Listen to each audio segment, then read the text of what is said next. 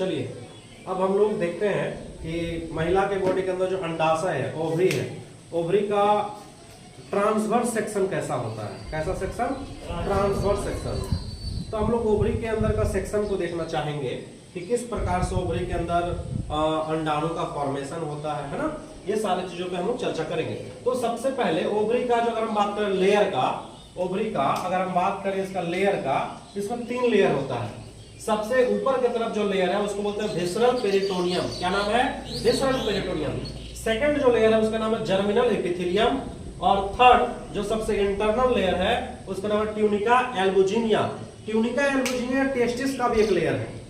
Testis में 3 layer बोले थे, tunica albuginea, tunica vasculosa, tunica reticularis, 3 layer था। तो ट्यूनिका एल्बुजिनिया नाम का जो लेयर, ये हमारे ओवरी का भी एक लेयर है। समझ रहे हैं बात को? अब ओवरी के अंदर का बात कर रहे हैं। ये ओवरी के अंदर का मान लीजिए खाली जगह है। क्या है? खाली जगह। तो ओवरी के अंदर ये जितना बड़ा आपको खाली जगह दिखाई दे रहा है, ये सारे खाली जगह का नाम है स्ट्रोमा। क्या नाम है इसका? स्ट्रोमा। ओवरी के अंदर के जो स्पेस है इसे क्या कहते हैं? स्ट्रोमा कहते हैं। अब स्पेस भी 2 भाग में है। अगर हम बात करें कि ये स्पेस का, अगर हम बात करें कि साइड में जो स्पेस है, किनारे जो स्पेस है, आउटर साइड में जो स्पेस है, ये लिखा हुआ आउटर साइड। आउटर साइड का मतलब होता है बाहर की तरफ। ये किनारे की तरफ जो स्पेस है इसे हम लोग कहते हैं कॉर्टेक्स। क्या कहते हैं? कॉर्टेक्स। और ये जो बीच वाला स्पेस है सेंटर पे, ये पूरा बीच का जो स्पेस है इसे हम लोग कहते हैं मेडुला। यानी कि ओवरी के अंदर जो खाली जगह है वो खाली जगह को भी 2 भागों में बांटा गया है। किनारे जो साइड है उसको कॉर्टेक्स बोलेंगे, और बीच में जो साइड है, बीच में जो जगह है उसको हम लोग क्या बोलेंगे? मेडुला बोलेंगे। तो हमारा जो अंडाशय का फॉर्मेशन होता है वो कॉर्टेक्स रीजन पे होता है। कौन सा रीजन पे होता है? कॉर्टेक्स रीजन पे। यानी किनारे से बन के वो साइड से निकल जाता है। तो पूछ सकता है कि जो ओवरी के अंदर, जो अंडाशय के अंदर जो ओवम का फॉर्मेशन हो रहा है वो कौन से रीजन पे हो रहा है? तो क्या बोलोगी? कॉर्टेक्स रीजन पे। कौन से रीजन पे? कॉर्टेक्स रीजन पे। चलिए हम चर्चा करते हैं। सबसे पहले स्टार्ट करते हैं हम लोग कि ओवरी के अंदर मान लीजिए अभी ओवम नहीं बना हुआ है, ओवरी के अंदर ओवम नहीं बना हुआ, लेकिन एक लड़की जब पैदा होती है ना तो अपने साथ बहुत सारे ऊगोनियम लेके पैदा होती है। क्या लेकर पैदा होती है? ऊगोनियम। बोलो सर ऊगोनियम क्या है? तो ओवम बनने का सबसे पहला स्टेज है वो। ओवम डायरेक्ट नहीं बन जाता फीमेल के बॉडी के अंदर। ओवम बनने से पहले जब लड़की अपने माँ के गर्भ के अंदर रहती है, बताए थे तुम लोगों को, जब एक फीमेल अपने माँ के यूट्रस में रहती है, जब वो भ्रूणीय अवस्था में रहती है, जब वो एम्ब्रियोनिक स्टेज में रहती है, उसी टाइम पे उसके जो अंडाशय है उसके अंडाशय में खेला चालू हो जाता है। खेला चालू हो जाने का मतलब हुआ कि प्रोसेस स्टार्ट हो जाता है। oogenesis की प्रोसेस स्टार्ट हो जाती है। oogenesis क्या है? ओवम बनने की प्रोसेस। तो ओवम बनने की प्रोसेस महिला के बॉडी अंदर में कहां पे स्टार्ट हो जाती है? गर्भावस्था के समय ही स्टार्ट हो जाता है। तो वहां पर मान लीजिए कि यहां पर बहुत सारे मौजूद हैं, बहुत सारे इस तरह का मौजूद है स्ट्रक्चर। ये सारे स्ट्रक्चर है ऊगोनियम। क्या स्ट्रक्चर है? ऊगोनियम। अब जब वो महिला, जब वो लड़की किशोरावस्था में पहुंचती है, कौन सी अवस्था में? किशोरावस्था में, प्यूबर्टी स्टेज में पहुंचती है। जब वो प्यूबर्टी स्टेज में पहुंचती है उसमें से कोई एक ऊगोनियम आगे बढ़ता है। अब हर महीना एक ऊगोनियम क्या होगा? बाहर निकलेगा। और एक ऊगोनियम जब बाहर निकलेगा तो वो अंडाणु बन के बाहर निकलेगा। समझे बात को ना? देखिए अब हम एक बात बोल रहे हैं, अंडाणु यानी ओवम। ओवरी से ओवम बाहर नहीं निकलता है। क्लियर बात समझ लीजिए। लेकिन फिर भी हम लोग बचपन से पढ़ते आ रहे हैं कि ओवरी से क्या बाहर निकलता है? ओवम। ओवरी क्या बनाती है? ओवम। लेकिन ओवरी ओवम नहीं बनाता है। ओवरी बनाता है सेकेंडरी oocyte। क्या बनाता है? अब बोलोगे सर सेकेंडरी oocyte और ओवम में क्या फर्क है? दोनों एक दूसरे से कैसे अलग है? तो हम आगे चर्चा करेंगे। अभी हम ज्यादा टाइम वेस्ट नहीं करना चाहते हैं, हम लोग डायरेक्ट पॉइंट पे आते हैं। आप याद रखिए कि ओवरी से जो बाहर निकलता है उसका नाम ओवम नहीं बल्कि सेकेंडरी oocyte है। क्या नाम है? Secondary oocyte। चलिए आगे हम बढ़ते हैं। तो ऊगोनियम जो है, ऊगोनियम एक ऊगोनियम आगे बढ़ा, अब वो भाग ले रहा है ओवम बनने में, oogenesis में भाग ले रहा है। तो पहली बार जब वो आगे बढ़ा तो 1 नंबर लिखे यहां पर, ठीक है? इस 1 नंबर का यहां नाम तो नहीं लिखे हैं, नाम लिखेंगे तो पूरा फिगर हमारा गड़बड़ा जाएगा, इसलिए 1 नंबर का यहां नाम लिखा हुआ है। इसका नाम प्राइमरी oocyte। यानी कि ऊगोनियम अभी पहली बार क्या बन चुका है? Primary oocyte। देखिए महिला के बॉडी के अंदर कैसे अंडाणु बन रहा है, यह आप समझने का प्रयास कीजिए। जहां नहीं समझ में वहां सवाल पूछिए, ध्यान दीजिएगा। तो महिला के अंदर पहले से बना हुआ क्या, ओगोनियम, और ये ओगोनियम महिला लेके जन्म लिया है। नहीं पूछते क्या लेके आए हो, क्या लेके जाओगे, तुम लोग बोलोगे हम लोग ओगोनियम लेके आए हैं। क्या लेके आए हैं, भले कुछ नहीं लेके जाएंगे लेकिन लेके कुछ आए हैं। क्या लेके आए हो, ओगोनियम, और एक दो ठो नहीं, बहुत सारे, लगभग 40 से 80 हजार, 40 से 80 हजार ओगोनियम लेके पैदा हुई हो तुम लोग, समझ रही हो ना। तो उसमें से एक ओगोनियम अभी क्या हुआ, आगे बढ़ा, और वो क्या बन चुका है, प्राइमरी oocyte। अब ये प्राइमरी oocyte के पास अब इसके ऊपर चारों तरफ कुछ छोटा छोटा सेल अटैच हो रहा है, छोटे छोटे सेल अटैच हो रहे हैं, और वो छोटे छोटे सेल का नाम है ग्रेनुलोसा सेल। कौन सा सेल, नाम नहीं लिखे हैं, आपको डिटेल्स में बता देंगे। तो ये जो छोटा छोटा फ्लावर आकार के स्ट्रक्चर देख रहे हैं, यह ग्रेनुलोसा सेल। कौन सा सेल, तो जब प्राइमरी oocyte के साथ एक लेयर, ग्रेनुलोसा सेल का कितना लेयर, एक लेयर कवर हो रहा है, तो दूसरे नाम का है प्राइमरी फॉलिकल। अब क्या बन चुका है, प्राइमरी फॉलिकल बन चुका है। क्या बन चुका है, प्राइमरी फॉलिकल। तो ये हम एक स्ट्रक्चर है, इसका नाम है प्राइमरी फॉलिकल। थोड़ा सा और डेवलपमेंट हुआ है, थोड़ा सा और परिवर्तन हुआ। तो ये प्राइमरी फॉलिकल के अंदर ऊपर में जो ग्रेनुलोसा सेल है उसका एक और लेयर चढ़ गया। अभी कितना लेयर हो चुका है, 2 लेयर हो चुका है। तो जब ग्रेनुलोसा सेल का लेयर और डेवलप हुआ प्राइमरी फॉलिकल में, तब तीसरा नंबर का नाम है सेकेंडरी फॉलिकल। क्या नाम है, सेकेंडरी फॉलिकल। समझ रहे बात को। तो कैसे कैसे स्टेज बाय स्टेज हो रहा है। सेकेंडरी फॉलिकल अब क्या हुआ, थोड़ा सा और स्ट्रक्चर चेंज हुआ, उसके अंदर कुछ खाली जगह वगैरह सब बना। हम लोग पढ़ेंगे जब ग्राफियन फॉलिकल का स्ट्रक्चर पढ़ेंगे, एंट्रम वगैरह सबका फॉर्मेशन हो रहा है। तो ये 4 नंबर का जो स्ट्रक्चर है इसको बोलते हैं टर्सरी फॉलिकल, और ये डेवलप होके हमारा 5 नंबर का जो स्ट्रक्चर बना ये ग्राफियन फॉलिकल। क्या नाम है इसका, ग्राफियन। 5th नंबर पे है ग्राफियन फॉलिकल। तो सबसे पहले primary oocyte, primary oocyte change होकर बन गया प्राइमरी फॉलिकल, प्राइमरी फॉलिकल से सेकेंडरी फॉलिकल, सेकेंडरी फॉलिकल से टर्सरी फॉलिकल, और टर्सरी फॉलिकल से ग्राफियन फॉलिकल। ग्राफियन मतलब सबसे बड़ा फॉलिकल बन चुका है। और ये सारा जो घटना हो रहा है बाबू, यहां से लेकर यहां तक का घटना होने में 14 डेज का समय लगा। कितना समय लग गया, 14 दिन का समय लगा। ये प्राइमरी oocyte से ग्राफियन फॉलिकल बनने में कितना समय लगा। देखिए अभी आप जब इसको पढ़िएगा ना तो आपको एक चीज और क्लियर होगा। जो मेंस्ट्रुअल साइकिल होता है, महिला में जो ऋतुस्राव होते हैं, पीरियड्स जिसको कहते हैं, मेंस जिसको कहते हैं, वो सारा चीज क्लियर हो जाएगा आपका। लेकिन इसको ध्यान से समझना होगा। हम लोग बोलते हैं ना ब्लीडिंग जो है महिला के अंदर में कितना दिन का होता है, 4 से 5 दिन का ब्लीडिंग होता है, मैक्सिमम 7 दिन का होगा। तो हर महीना वो रिपीट हो रहा है ना। तो बहुत को उसको महीना भी बोल देता है, महीना महीना रिपीट हो तो बोलता है महीना। तो महीना बोल देने से बहुत लड़के कोड भाषा होता है, ये महीना आ गया, महीना आ गया तो कौन, जनवरी फरवरी मार्च कौन महीना आया, ये महीना नहीं, पीरियड्स आया, इसीलिए उसको बोलता महीना आया। समझिए बात को। तो वो महीना क्यों आता है आपको यहाँ क्लियर होगा, पता चलेगा। तो स्टार्टिंग मान लीजिए आपका अभी कुछ बॉडी के अंदर कुछ नहीं हो रहा, अभी कहानी 1 तारीख से स्टार्ट हुआ। कितना तारीख से, तो 1 तारीख से लेकर 14 तारीख तक तो आपके अंडाशय के अंदर काम स्टार्ट हुआ है। 1 तारीख से लेकर 14 तारीख तक अंडाशय के अंदर क्या बन रहा है, ग्राफियन फॉलिकल बना। और इस ग्राफियन फॉलिकल के अंदर में, इस ग्राफियन फॉलिकल के अंदर छोटा सा वो सेल है, एक छोटा सा आप सेल देख रहे हैं, ये इसी का नाम है सेकेंडरी oocyte। यानी प्राइमरी oocyte क्या बन चुका है, सेकेंडरी oocyte। समझ रहे बात को। और ये सेकेंडरी oocyte यहां पर नहीं बना, ये सेकेंडरी oocyte टर्सरी फॉलिकल में ही बन चुका है, यहीं पर बन चुका है। यानी अगर आपसे पूछता है कि कौन से फॉलिकल के अंदर, primary follicle, secondary follicle, tertiary follicle, Graafian follicle, कौन से फॉलिकल के अंदर सेकेंडरी oocyte बन जाता है, तो बोलेंगे टर्सरी फॉलिकल। कौन से फॉलिकल, टर्सरी फॉलिकल के अंदर कौन बन जाता है, सेकेंडरी oocyte। यानी कि तब हमारे जो ये हमारा सेकेंडरी फॉलिकल है, सेकेंडरी फॉलिकल के अंदर जो oocyte है, ये अभी भी कैसा oocyte है, प्राइमरी oocyte।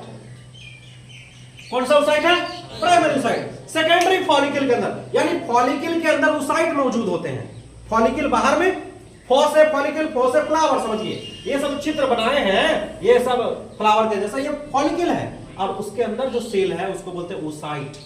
तो मान लो ये सेकेंडरी फॉलिकल है, तो सेकेंडरी फॉलिकल के अंदर कौन सा oocyte, टर्सरी फॉलिकल के अंदर कौन सा oocyte, secondary oocyte. Graafian follicle के अंदर कौन सा ओसाइट?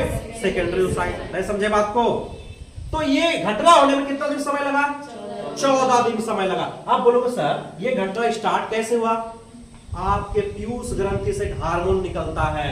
कौन सा हार्मोन? एक हार्मोन, उसका नाम है FSH। याद करिए ध्यान से, FSH हार्मोन जब हमारे ओवरी पर पड़ता है तब जाके oogenesis स्टार्ट होता है, तब जाके प्राइमरी oocytes, प्राइमरी फॉलिकल बनते हैं, सेकेंडरी फॉलिकल बनते हैं, टर्सरी फॉलिकल बनते हैं, ग्राफियन फॉलिकल बनते हैं। यानी ये 14 दिन तक पड़ता है। ये FSH हार्मोन कितने दिन तक ओवरी में पड़ेगा के? 14 दिन तक। और 14 दिन तक प्रोसेस होते होते यहां पर पहुंच चुका है। समझ रहे बात को? तो ये प्रोसेस होने में कितना दिन लगा? क्योंकि ये 14 दिन तक ये हार्मोन पड़ा हमारा। कौन सा हार्मोन? FSH। अब ध्यान दीजिएगा बात, इसे 14 दिन के ड्यूरेशन पर ये जब बन रहा था, यानी primary oocyte, primary follicle, secondary follicle, tertiary follicle, Graafian follicle, जब ये बन रहा था ना, तो ये सभी चीजों से एक हार्मोन निकल रहा था, उसका नाम है एस्ट्रोजन हार्मोन। Oestrogen hormone. कौन से हार्मोन निकल रहा था? Oestrogen hormone.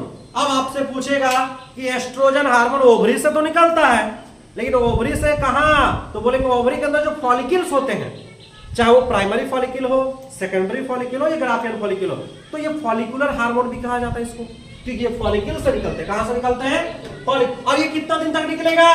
ये भी 14 दिन तक निकलेगा, क्योंकि 14 दिन तक बन रहा है तो 14 दिन तक निकलेगा। ये बोले सर ये बन के क्या काम करता है? ये ओवरी के अंदर जो एस्ट्रोजन हार्मोन बन रहा है तो ये काम क्या कर? ये बन रहा और जा रहा, बन रहा और जा रहा। कहां जा रहा? यूट्रस के अंदर जा रहा। कहां जा रहा? यूट्रस के अंदर जा रहा, गर्भाशय के अंदर जा रहा। और यूट्रस के दीवार को क्या कर रहा? मोटा करता है। तो अभी महिला के अंदर में ये जो 1 से लेकर 14 दिन तक का काम स्टार्ट हुआ है, तो गर्भाशय के अंदर, यूट्रस के अंदर भी काम स्टार्ट हो चुका है। इधर यहां ग्राफियन फॉलिकल बन रहा है और यूट्रस के अंदर दीवार क्या हो रहा है? मोटा। दीवार को मोटा कर रहा है ये हार्मोन, एस्ट्रोजन हार्मोन निकल रहा है। यहां से निकल के कहां पहुंचा रहा है? यूट्रस के अंदर, और दीवार को क्या कर रहा है? मोटा। तो अगर सवाल पूछे कि गर्भाशय की दीवार को मोटा कौन करता है? Oestrogen hormone. अब 14 दिन हो गया, बिल्कुल। और क्या निकलेगा? सिर्फ हार्मोन निकल रहा है। अब सुनिए और जो निकलेगा बताएं कभी। तो हार्मोन निकल गया। अब 14 दिन में क्या हुआ? 14वां दिन में 14th डेज में क्या हुआ?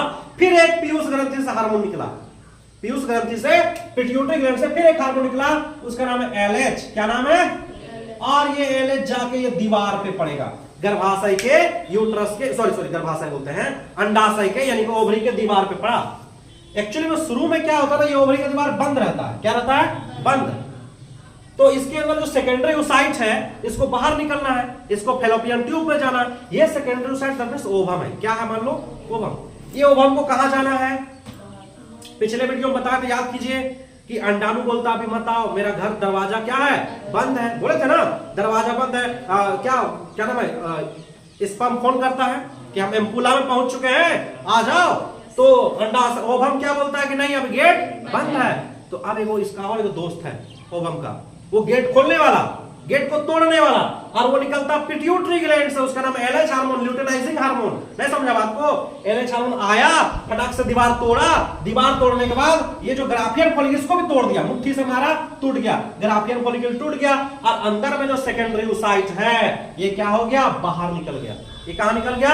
यानी अंडाशय से क्या हो गया? बाहर निकल गया। देखिए मान लीजिए अंडाशय है, और ये बताए तो याद कीजिए, ये मान लीजिए फैलोपियन ट्यूब है, ये फैलोपियन ट्यूब का फिमरे है, और जैसे ये बाहर निकला होगा सेकेंडरी ओसाइट, और ये क्या कर लिया होगा? पकड़ लिया होगा, और पकड़ के सेकेंडरी ओसाइट कहां घुस गया होगा? फैलोपियन ट्यूब के अंदर। तो ये जो प्रोसेस है वो अंडाशय से, यानी कि ओवरी से जो सेकेंडरी ओसाइट बाहर निकला, इस प्रोसेस का नाम है ओवुलेशन। अगर आपसे पूछता है कोई कि बताइए ओवुलेशन क्या है, तो बोलोगे अंडाशय के अंदर से सेकेंडरी ओसाइट का बाहर निकलना, इसी को क्या कहते हैं? ओवुलेशन। दूसरा सवाल कि ओवुलेशन की प्रोसेस में कौन सा हार्मोन हेल्प किया? LH हार्मोन हेल्प किया। LH हार्मोन कहां से निकला? तो बोलेंगे पिट्यूटरी ग्लैंड से निकला। नहीं समझी बात को? यानी अभी ये जो हमारा ओवरी है, इस ओवरी में शुरुआत का जो पहला दिन था, पहला दिन में FSH गिरा, और लास्ट का जो 14 दिन है, 14वां दिन में कौन गिर गया? LH हार्मोन गिर गया 14th डे में। समझ गए बात को? अब ये तो बेचारा बाहर निकल गया। अब अंदर में क्या हुआ? यहां का जो दीवार टूटा वो सेल सब कहां गया? जो दीवार टूटा होगा वो सेल यहां के जमा हो गया। ये 6 नंबर पर टूटा हुआ ग्राफियन फॉलिकल है। देखिए 6 नंबर पे क्या लिखे?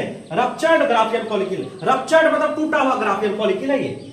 अब जब ग्राफियन फॉलिकल ये सेकेंडोसाइट बाहर निकल गया, ये जो टूटा हुआ ग्राफियन फॉलिकल है ये यहां पर आकर जमा हो गया, प्लस यहां का जो सेल है ये भी यहां के जमा हो गया। तो 7 नंबर पे आप जो देख रहे हैं इस जमा हुआ सेल को, इसको बोलते हैं इमेच्योर्ड कॉर्पस ल्यूटियम। ये कॉर्पस ल्यूटियम है, इसका नाम क्या है? कॉर्पस ल्यूटियम, लेकिन अभी पका नहीं है ये, इमेच्योर्ड, अपरिपक्व है। 7 नंबर पे क्या है? अपरिपक्व कॉर्पस ल्यूटियम है ये। और याद कीजिए, आपको अभी तुरंत बताए थे कि ओवरी से 2 हार्मोन निकलता है। एक हार्मोन का नाम एस्ट्रोजन, जो कि आपको दिखा चुके हैं एस्ट्रोजन कहां से निकलता है, और दूसरा का नाम बोलते हैं प्रोजेस्टेरोन। अब यहां से निकलने वाला है प्रोजेस्टेरोन, इसी चीज से निकलने वाला है, कॉर्पस ल्यूटियम से निकलने वाला है। अभी कॉर्पस ल्यूटियम पका नहीं है। 8 नंबर पे जैसे आया तो वो मैच्योर्ड हो गया, पक गया। 8 नंबर पे क्या लिखा? मैच्योर्ड, इधर क्या जी? हाँ, मैच्योर्ड कॉर्पस ल्यूटियम, पक चुका है कॉर्पस ल्यूटियम। अब जब ये पक चुका है तो इससे एक हार्मोन रिलीज होगा, उसी का नाम है प्रोजेस्टेरोन हार्मोन। ये फीमेल सेक्स हार्मोन है। कौन सा हार्मोन? Progesterone hormone. तो देखे, अगर आपसे सवाल पूछे कि बताइए प्रोजेस्टेरोन हार्मोन कहां से निकलता है तो बोलोगे sir progesterone hormone corpus luteum से निकलता है। किससे निकलता है? Corpus luteum. बोलेंगे कॉर्पस ल्यूटियम कैसे बना? तो कॉर्पस ल्यूटियम जो है ग्राफियन फॉलिकल का जो टूटा हुआ सेल है, ओवरी का दीवार का जो टूटा हुआ सेल है, वो सब जमा हुआ और जमा होकर मैच्योर्ड हुआ और मैच्योर्ड होकर कॉर्पस ल्यूटियम बना। और कॉर्पस ल्यूटियम एक प्रकार के एंडोक्राइन सेल की तरह वर्क कर रहा है। बोलो सर इंडोक्राइन सेल क्या है? इंडोक्राइन का मतलब जो हार्मोन रिलीज करे। क्या रिलीज करे? हार्मोन। तो कॉर्पस ल्यूटियम टेम्पोररी, टेम्पोररी का मतलब कुछ दिन के लिए, 10 दिन के लिए हार्मोन निकालता है। कितने दिन के लिए? 10 दिन के लिए। 14 और 10 कितना हो गया? 24 दिन। ये 10 दिन तक हार्मोन निकाला प्रोजेस्टेरोन। अब ये 10 दिन तक ये कहां जाएगा? ये भी बोलता हम भी वहीं जाएंगे जहां एस्ट्रोजन हार्मोन गया था। एस्ट्रोजन हार्मोन कहां गया बताइए? दीवार को मोटा करने। तो प्रोजेस्टेरोन मतलब हम बैठ के क्या करेंगे? हम भी जाएंगे दीवार को मोटा करने के लिए। अब 10 दिन 14 दिन तक तो ये मोटा किया और 10 दिन तक ये भी मोटा कर गया, तो मैंने 24 दिन तक दीवार मोटा होते रहा। गर्भाशय का दीवार, यूट्रस का दीवार 24 दिन तक मोटा होता रहा। 14 दिन पहले मोटा किया एस्ट्रोजन और 10 दिन मोटा किया प्रोजेस्टेरोन। तो 14 और 10 24 दिन तक मोटा होते गया दीवार। अब बचा मात्र 4 दिन, क्योंकि मेंस्ट्रुअल साइकिल 28 दिन का माना जाता है एनसीईआरटी के अकॉर्डिंग। नेचुरली 28 दिन का, अब किसी का 30 दिन भी हो सकता है, किसी का 32, किसी का 36, ये टाइमिंग होता है, किसी कम बेसी। लेकिन जो नेचुरल है, जो एवरेज डेट को माना गया है वो 28 दिन को माना गया। कितने दिन को? 24 दिन गुजर गया, 14 दिन तक में मोटा एस्ट्रोजन किया, 10 दिन तक में मोटा प्रोजेस्टेरोन किया। समझ गए बात को? अब ये 10 दिन तक निकालने के बाद रुक जाएगा, 10 दिन तक निकालने के बाद रुक जाएगा और नहीं निकालेगा। अब एक सवाल पूछेगा। क्या सवाल पूछेगा? बोलेगा हम 10 दिन के बाद और नहीं निकालेंगे। ये जो कॉर्पस ल्यूटियम बोलता है कि 10 दिन के बाद और प्रोजेस्टेरोन हार्मोन नहीं निकालेंगे। हम पहले पता करो कि जो सेकेंडरी साइड बाहर निकला है उसका क्या हुआ, वो जिंदा है कि मर गया सेकेंडरी साइड। तो कॉर्पस ल्यूटियम बोल रहा है अगर वो जिंदा रहा, अगर वो अंडाणु और सेकेंडरी साइड अगर स्पर्म के साथ मिल गया तो बच्चा बन गया होगा। अगर बच्चा बन गया होगा तब अब निकालेंगे और निकालेंगे, अभी 9 महीना तक निकालेंगे हम। कॉर्पस ल्यूटियम बोल रहा है कि हम 9 महीना तक प्रोजेस्टेरोन निकालेंगे। कब? अगर ये सेकेंडरी साइड किसके साथ मिल गया होगा? स्पर्म के साथ। तो पहले पता तो करो, हो सकता नहीं मिला हो। तो जब फोन करता घुमाता फोन कि बताइए सेकेंडरी साइड मिला स्पर्म के साथ, पता चलता नहीं मिला, बोला नहीं मिला, तब 24 दिन तक दीवार मोटा करके कौन से किए हम? 24 दिन तक जो दीवार को मोटा किए, दीवार, अच्छा बताओ गर्भ यूट्रस के दीवार को मोटा क्यों किया गया? बताओ तो जरा सा। हाँ, क्योंकि ये सब हार्मोन लोग समझ चुका था कि हम जो निकल रहे हैं अभी, अब बच्चा बनने का प्रोसेस स्टार्ट हो चुका, अंडाणु बनेगा, शुक्राणु। एक देखिए सपना सोच लिया, जैसे मान लो तुम्हारे घर में कोई मेहमान आएगा तुमको देखने के लिए, तो जैसे तुमको देखने के लिए तुम्हारे घर में मेहमान, तो तुम क्या घर को पूरा साफ सफाई करोगी, तुम्हारा जो पलंग होगा उसमें अच्छा बेडशीट लगा दोगी, तकिया क्या सजा दोगी, और पता चला मेहमान नहीं आएगा। तो फिर वो जो नया नया बेडशीट बिछाए हो, वो बेडशीट को फिर से क्या करना होगा? उठाना होगा, पुराना ही बिछाना होगा। फिर वही घटना हमारे बॉडी के अंदर है। अंडाणु बनना स्टार्ट हुआ, ख्वाब देखने लगा कि अभी अंडाणु शुक्राणु का मिलन होगा, बच्चा बनेगा। बच्चा कहां रहेगा? गर्भाशय में, यूट्रस में। तो दीवार को मोटा करो, बच्चा को एकदम गद्दी बिछाना चाहिए। तो दीवार क्या होने लगा? मोटा। बच्चा बना भी नहीं, दीवार को मोटा कर दिया। बाद में पता चला, देखिए सेकेंडरी साइड अंडाणु और शुक्राणु का मिलन हो भी नहीं किया, आई बंगा। जब मिलन नहीं हुआ तो ये दीवार मोटा करके क्या फायदा? कोई फायदा नहीं। आप बोलता 4 दिन समय है। अब ये जो कॉर्पस ल्यूटियम बोलता है, हम नहीं निकालेंगे प्रोजेस्टेरोन हार्मोन। काहे निकालेंगे? क्यों निकालेंगे? दीवार मोटा करके क्या होगा? बच्चा तो बनना है नहीं। तो प्रोजेस्टेरोन हार्मोन जो है निकलना क्या हो जाता है? बंद। और एस्ट्रोजन तो पहले ही बंद हो गया था 14 दिन में, नहीं समझे बात को? और जब ये प्रोजेस्टेरोन हार्मोन निकलना बंद हो गया, अब यूट्रस वेट कर रहा है कि प्रोजेस्टेरोन हार्मोन नहीं आ रहा हमको मोटा करने के लिए, नहीं आ रहा। जब प्रोजेस्टेरोन हार्मोन आना बंद हो गया तो ऑटोमेटिक गर्भाशय का दीवार जितना मोटा था वो सब टूटने लग गया। याद कीजिए, जब यूट्रस बताए थे अब आपको, गर्भाशय बोले था ना, गर्भाशय का इस तरह का दीवार बोले थे, 3 दीवार। सबसे अंदर में बोले थे, सबसे अंदर में जो दीवार है इसको एंडोमेट्रियम बोलते हैं, मायोमेट्रियम बोलते हैं और पेरीमेट्रियम बोलते हैं। तो यह दीवार जो मोटा हुआ ना, एक्चुअली में एंडोमेट्रियम का दीवार मोटा होता है, समझ रहे आपको? अब एंडोमेट्रियम का दीवार क्या होगा? प्रोजेस्टेरोन हार्मोन की कमी की वजह से टूटने लगेगा और वो टूट कर ब्लड के रूप में बॉडी से बाहर जाएगा। और ये टूटने में कम से कम मिनिमम 4 दिन का समय लगता है। और टूट के फिर से चकनाचूर बराबर कर दिया, फिर से गर्भाशय जैसे का तैसे हो गया यूट्रस। तो 4 दिन में टूट के खत्म। वो 4 दिन में जो टूट रहा ना, वही ब्लीडिंग है, उसी को हम लोग पीरियड्स बोलते हैं।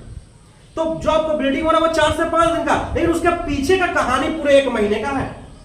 समझ रहे बात को ना? ये पूरे 1 महीने का कहानी है। तो ये इस तरह से हमारा ओवरी के अंदर में कहानी कंप्लीट होता है। अब हम लोग अगले वीडियो में जानेंगे कि ये जो सेकेंडरी oocyte निकला, फैलोपियन ट्यूब में गया, अब फैलोपियन ट्यूब में जाके वो कैसे ओवम बनता है।